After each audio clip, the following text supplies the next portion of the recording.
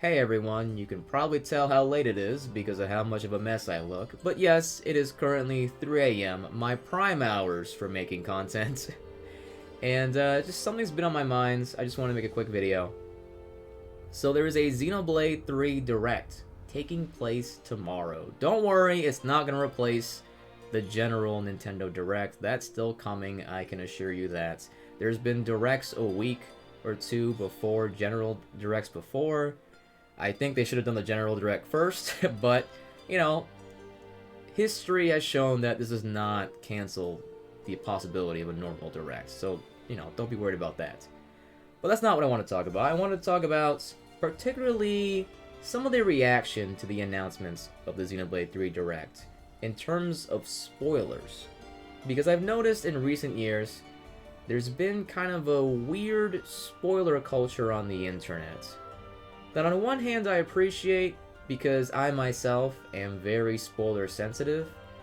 I mean, there are entire games and movies that I just don't even come near because I know something about what happens towards the end of it, you know? Like, one way or another I'll find out somehow, and that just, well, I guess I'll never experience it myself. I don't even talk about common spoilers. For those who watch my streams, which I will be streaming the Xenoblade 3 Direct, my reaction to it, and posting on YouTube. But for those who watch my streams, you know how spoiler sensitive I am, because I just avoid that at all costs, even if it's a commonly known spoiler. But my definition is kind of different, because I don't think what they show before the game comes out should be considered spoilers. Assuming they're a competent developer and publisher, which Nintendo's weird sometimes, but Monolith Soft I at least have faith in. They're showing things on purpose, right? They're not just showing it for the sake of showing it. They understand to strike a balance.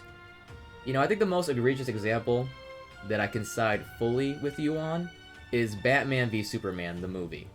I mean, throughout those trailers, they just showed you the whole movie. I don't know what they were thinking. That's a very different case than what will probably happen in the Xenoblade 3 Direct. Because I guarantee you, no matter what I say, obviously I'm not well known, but people are going to be mad. And they're still going to watch it anyway, but they will be complaining. This is the way I look at it. Here's what I want you to take away from this. Two main points about it. Number one, I've noticed that most, if not all, the people complaining about it are people who are dedicated Xenoblade fans.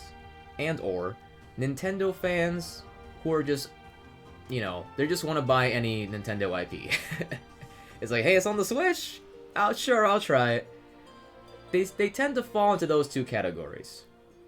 Basically what I'm saying is, as soon as Xenoblade 3 was confirmed to exist, they were like, well, I'm sold. I don't need to see anything else about this game. I just need you to understand that you aren't in a very gross minority of people. I'm part of it too. I don't need to see anything else. I'm gonna buy it.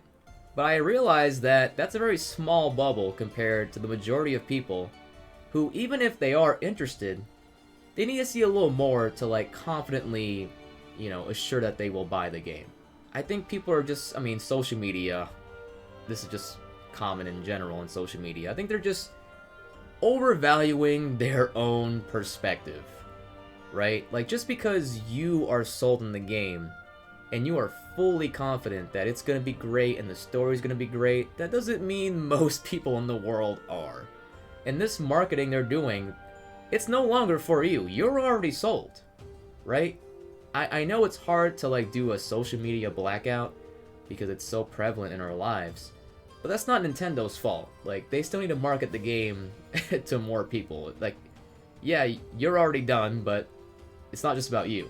But that transitions to my second point, which I think is more important and will be more reassuring to you. Because if we recall back to Xenoblade 2, the worst thing that they revealed about the story was Pyra and Mithra being connected. They actually showed Mithra in the reveal trailer, which I totally forgot. In a Xenoblade 2 Direct, a few months, not just 1 month like this case, a few months before Xenoblade 2, that was already pretty much, like, confirmed. Which, at the time, and maybe even now, you might consider that a pretty big spoiler. But here's the thing. When people played Xenoblade 2, Did that matter? No. You know how I know it doesn't matter? Even if I can't fully go back to that day? That month? Because there's real evidence of that even to this day. Because Pyra and Mythra, them being connected, it's not a secret. It's in Smash Brothers. You might think, oh man, what a drag. It's kind of unfortunate they had to spoil that. But when people play Xenoblade 2, which many people are ahead of time for Xenoblade 3, I've seen the playthroughs. There is real evidence of this. I'm not just making this up. You can find it yourself. When they get to that event that we're talking about, it's still shocking. It's still impactful. You know why that is? Because it's not just about an elements of that scene that we see out of context. It's about the entire context. It's about the whole build-up to it. You know? It's about pretty much everything after that. The consequences of that happening and why that even occurred in the first place, right? Of course, I'm not going to spoil it, but if you know Xenoblade 2's story, you know that there's so much outside of just, oh, Pyra and Mythra can switch. Like, there's so much more beyond that. And that's what I want to reassure you, is that just because we see something in the direct or whatever trailer, that doesn't mean we know. Like, we think we know, but we don't actually know.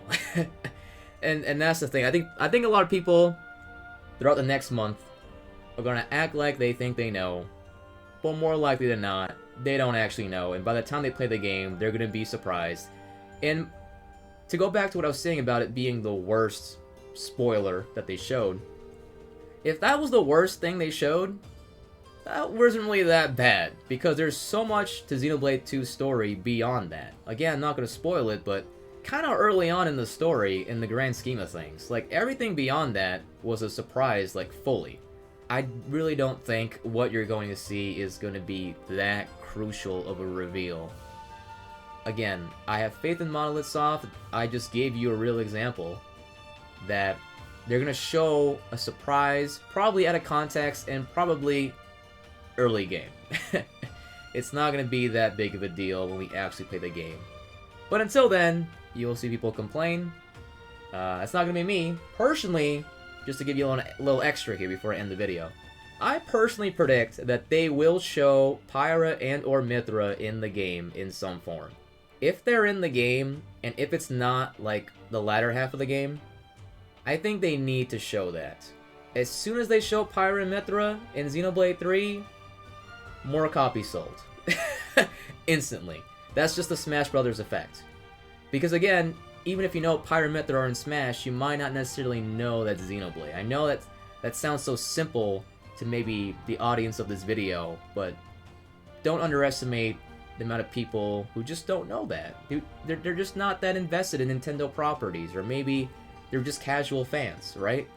You can never underestimate that. So I think if they are in the game in the first half, I think they should show it just to make sure this game sells as many copies, because that's the goal. That's the dream, okay? I want this game to be amazing, and I want it to sell a lot of copies, because Xenoblade has been slept on for too long. It's starting to get a lot better, but I need Xenoblade 3 to, like, seal the deal. And they also did a similar thing, just to give you another real example. In that same Xenoblade 2 Direct, they showed why Rex wanted to help Pyra. Again, not going to spoil it, but I felt like they needed to show that, because not only did that take place at the beginning of the game, around that time, you might forget, around that time, people were skeptical about Xenoblade 2's story. They were like, oh, what's this kid? He just wants to help his waifu. It's just, what, is a crush on her? Is that the motivation here? Like, how can I get attached to that? I remember those conversations taking place, but as soon as they revealed why Rex wants to help Pyra, even though some might consider it a spoiler, it was actually beneficial, because then those people just shut up. Those people are like, oh, okay, now this story's a lot more interesting to me. And that's what it all comes back to, is like, they're showing specific, deliberate parts of the story that will make the game a lot more interesting to those who are not already sold, but will still keep the story surprising and impactful to people who didn't necessarily need to see that. And I hope with those real-life examples, you will be reassured. But regardless, I just thought that was interesting to talk about, the kind of spoiler culture we have on the internet that we see Because it's not just Xenoblade 3, it happened with Metroid Dread, which I thought was even sillier, because that was just like a fan service thing that they revealed. But I hope you're excited for the Xenoblade 3 Direct. Again, I'll be streaming it, I'll be posting on YouTube as well. And I need to stop. I need to go to sleep.